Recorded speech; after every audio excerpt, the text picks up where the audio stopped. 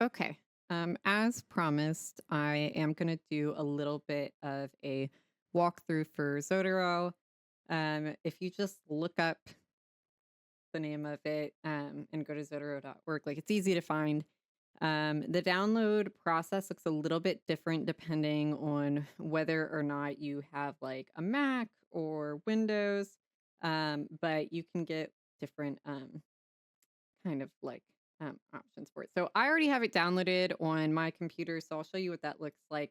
I do have like dark mode as well. There's like different options like that that you can kind of put in place. There are additional plugins as well that you can make use of. But this is my library.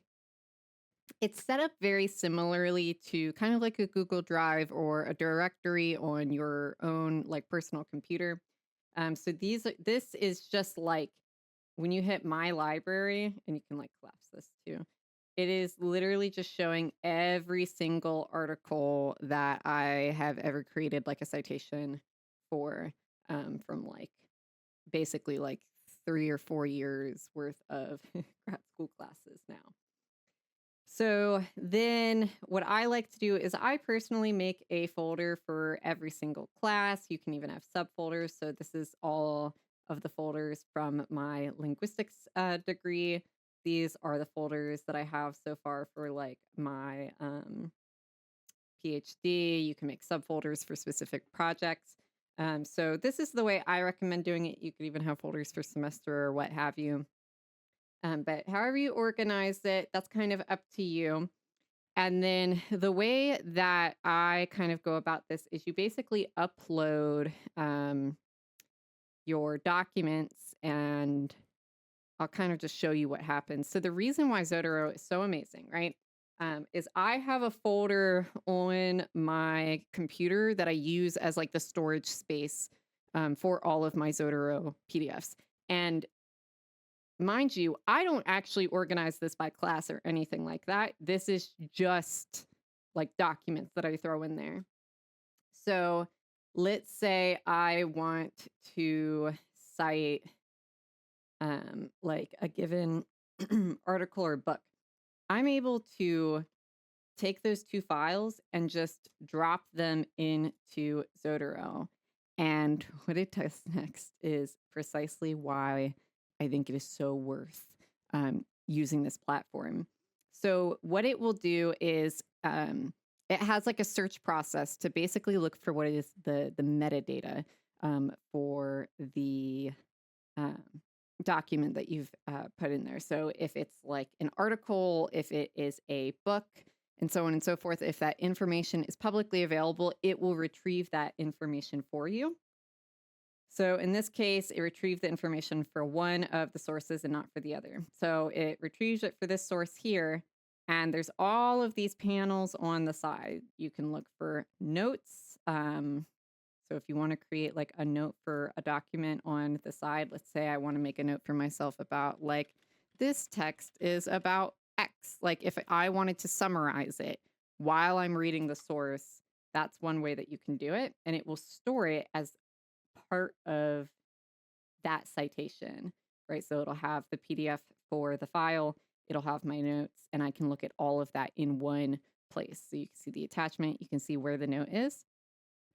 And all of this information is relevant for being able to cite your sources. So I can show you an example. So if I right click and I say create bibliography from item, and I typically use APA format, I can copy that to my clipboard and hit OK.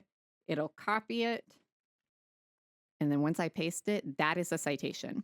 Now, there's going to be some issues. You do need to always go back and double check the formatting of things. This probably won't have things like, it won't have areas in your document that are supposed to be italicized, for example, all that good stuff. So you will still need to go check like spacing, text size. You do need to go in by hand to fix that stuff. But when you have lots and lots of documents and you're not the most familiar with citation styles, this is just such a good way to kind of streamline that process. So I definitely recommend doing that. This is like one of the main reasons that I love Zotero. Um, the other thing that I like about it is once you have a PDF uh, in a folder here, you can double click on it. It will pull up the source. It will again pull up the citation info. Sometimes it automatically pulls abstracts for things. So if it's a journal article like this one is, and they have an abstract, it will paste that in there. This is nice because um, you can search for things. You can add tags. So let's say you want to put a tag for like a kind of topic that you're doing a lot of research on, then if you go to this like homepage, you can search for those tags, which is super, super nice. Um, Other things that you can do, this is just nice for like taking notes in general. So let's say you're wanting to highlight something, you can do that. You can also do sticky notes,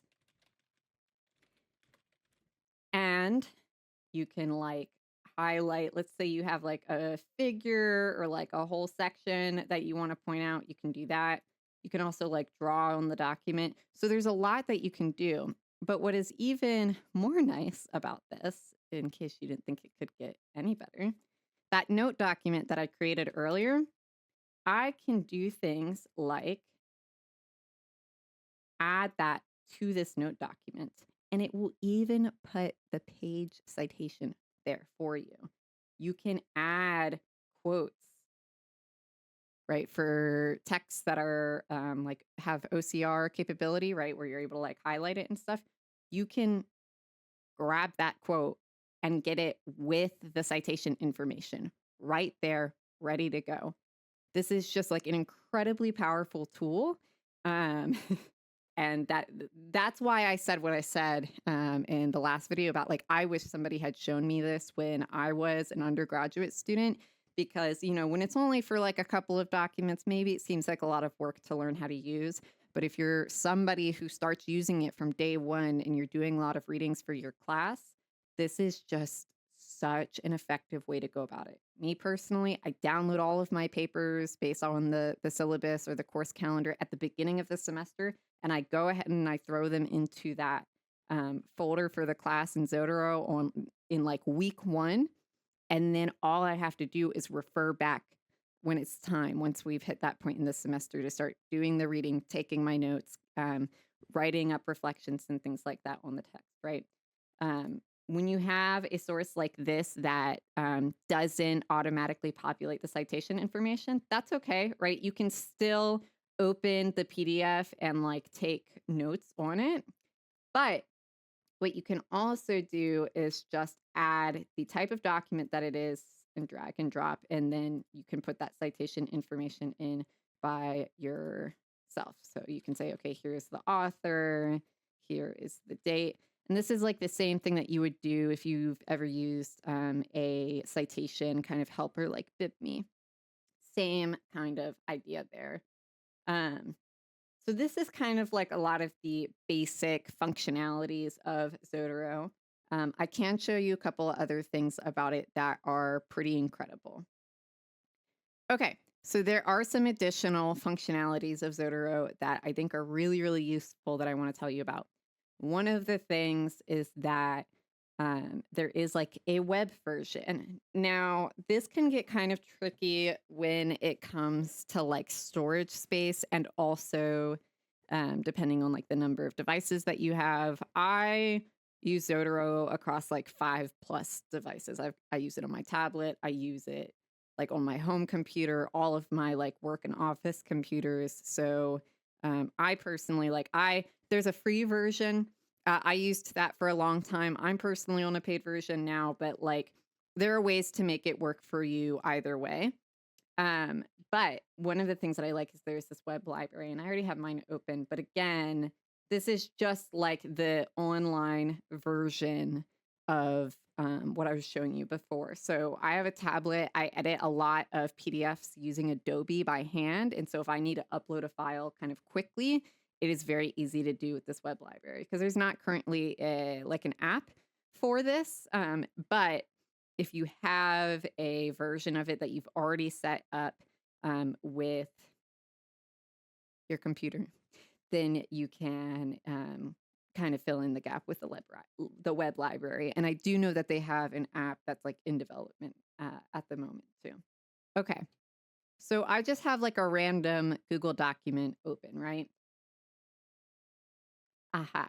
Yes. So on Chrome, I have the Zotero connector um, like extension, right? You can add extensions pretty easily just with this little button up here. You can manage your extensions. You can search for them. So that is one of the ones that I have. So it's a part of my docs. And what is really nice about this is um, let's say I have a quote from an article and I need to cite it um, with like MLA or something like that, which they use like a works cited page. Clearly, I don't use MLA a lot because I am a fan of APA. But you can go to Zotero and you can say, okay, well, I want to add or edit a citation. I'm gonna have to edit that. Giving me more work to do. What it will do is it will then have a pop-up that comes up at the bottom and it will ask what citation style you want. And then you can look for the item that you want to cite. So let's say I want to cite something from that article that I was showing you before. I can just select it here and it will put the citation right there, which is nice because then let's say you want to create a bibliography. Now, the citation that corresponded with this article is already here for you, and it will do it in alphabetical order, which is amazing. Let's say I wanted to add like another citation. I'll show you. I'm telling y'all, Zotero is magic. I so highly recommend. Um, there's ways to to do it. Oh, you can like switch from there, and let's say I want to go into this folder. Believe. How do I do it? Wow, does this make me feel like a bit of a boomer? Oh, you can go to the classic view and you can find just any given source. This one's always like a very easy one. And hit OK. Boom. Now it's there and it's in alphabetical order. And then you can go in and, do your like proper the rest of your like formatting. So if you need to change it to Times New Roman, you can do that. Your 12-point font. And then you've got your double spacing. And that's it. And then you just go through and check them by hand, right? To make sure it really is following that citation format. But if you are somebody who really struggles with like consistently following the expectations and rules for APA or MLA or any kind of citation style, I just so highly recommend using either this citation management software. There are other ones that are out there that people use as alternatives. I haven't used any of them myself. This one is just kind of like my preference and is the one that I know and I'm familiar with. But again, I just really highly recommend it. I really do. If you're somebody who's doing a lot of readings, you can upload, I mean, any kind of document, right? If you want to give yourself peer feedback by hand, you can put in your own essays. If you have PowerPoint slides, right, you can convert it to a PDF and put it here and take your notes by hand. There's just so many ways that you can use a tool like this. And so that's why I kind of like to take the time to walk you through it, because I think it's just a really good way to keep track of a lot of documents in one place. And it just has a lot of functionalities that are really useful. So with that said, if you run into issues like setting this up for your own machine, whether it's like an Apple computer or Windows computer, what have you, feel free to like reach out to me. I'm happy to kind of spend some time helping you out with that, especially during like office hours or if you schedule an additional time to meet with me. And similarly, I'm happy to help like walk you through any kind of like technical difficulties that you run into, or if you have questions about like additional functionalities, like how do I get the dark mode on or text to speech and things like that. I'd be happy to do that. And I will also say that this software has been recommended to people by the staff in our library. So you could also like reach out to some of the librarians at DH Hill, and they would definitely be able to give you some tips or point you in the direction of somebody who probably knows the software even better than I do. So if you have any questions, let me know. But otherwise, I hope this is helpful. Again, I've been using this for like years now, and I wouldn't recommend it unless it's something that I think could potentially be really helpful. So let me know if you have any questions. And otherwise, I will see you at the next class.